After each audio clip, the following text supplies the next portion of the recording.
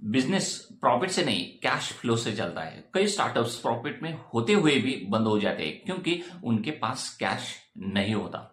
Imagine कीजिए, आपका business हर महीने 1 लाख रुपए प्रॉफिट दिखा रहा है, लेकिन फिर भी आपको सैलरी देने में, रेंट देने में या सप्लायर को पेमेंट करने में प्रॉब्लम हो रही है। क्यों? क्योंकि प्रॉफिट और कैश फ्लो दोनों अलग चीजें हैं।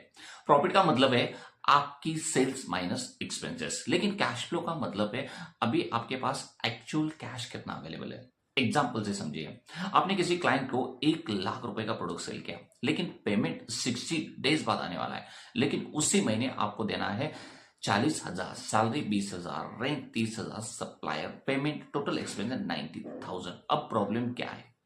पेपर पर आपका बिजनेस प्रॉफिट में है, लेकिन बैंक अकाउंट में कैश नहीं है। इसलिए स्मार्ट एंटरप्रेन्योर्स हमेशा कहते हैं revenue is vanity, profit is sanity, but cash is reality.